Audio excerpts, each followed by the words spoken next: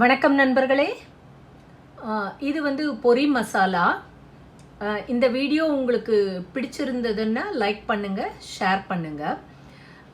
இப்போ வந்து summer start ஆனதால் நீங்கள் வந்து குழந்தைங்களுக்கு ஈவினிங் வந்து ஸ்நாக்ஸ் இந்த மாதிரி கொடுக்கலாம். ரொம்ப உடம்புக்கும் நல்லது. நாமளே வீட்டில் தயார் பண்ணுறதால பொரி வாங்கிக்கோங்க. பொரி இது வந்து தேங்காய் எண்ணெய், கொஞ்சம் வீட்டில் நம்ம சமையலுக்கு சாம்பார் மிளகாத்தூள் இருக்கு இல்லையா, அதை வந்து நீங்கள் தேங்காய் எண்ணெயும் மிளகாத்தூளும் பச்சையாக கூட போட்டுக்கலாம் நீங்கள். ஆனால் அது ஊறுறதுக்கு கொஞ்சம் நேரம் பிடிக்கிறது. அதனால் உடனே சாப்பிடணுன்னா நான் கொஞ்சம் இதை வந்து மிதமான சூட்டில் அந்த மிளகாத்தூளையும் உப்பையும் போட்டிருக்கேன். அதையும் விட்டுக்கோங்க. அதுக்கப்புறமா கொஞ்சம் கொத்தமல்லி,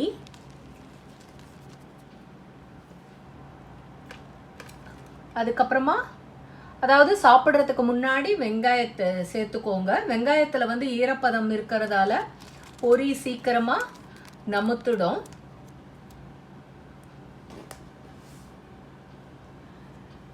இதோட நான் கொஞ்சம் பூண்டும் சேர்த்துருக்கேன். நான் பூண்டையும் சேர்த்து நல்லா கலந்து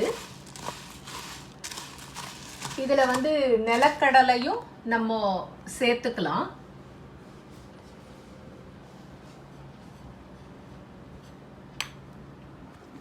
இது வந்து நிலக்கடலை, இதையும் சேர்த்துக்கலாம். வேணுன்றவங்க காரா பூந்தி, ஓம்பொடி இதெல்லாமே சேர்த்து நீங்கள் வந்து சாப்பிடலாம். உங்களுக்கு ஏதாவது சேர்த்துக்கணுன்னு விருப்பப்பட்டிருந்ததுன்னா எக்ஸ்ட்ராவாக கூட நீங்கள் சேர்த்துக்கலாம். இது காரம் இன்னும் வேணுன்றவங்க நிறைய வந்து காரம் சேர்த்துக்கலாம்.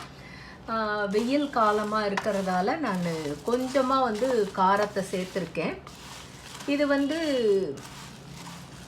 எலுமிச்சம்பழம் கூட பிழிஞ்சுக்கலாம். இதில் கொஞ்சமாக பிழிஞ்சுக்கிட்டு தக்காளியும் சேர்த்துக்கலாம்.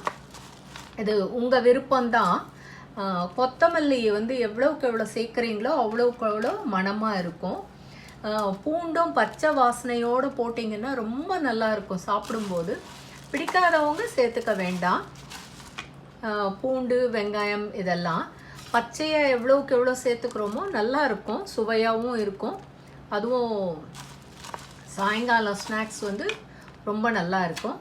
நான் கொஞ்சமாக இஞ்சியையும் துருவி போடுறேன். நான் அதோட வாசமும் மணமும் நல்லா இருக்கும்னுட்டு. வணக்கம் நண்பர்களே. இந்த மாதிரி நீங்களும் செஞ்சு பசங்களுக்கும் நீங்களும் சாப்பிடலாம். வணக்கம்.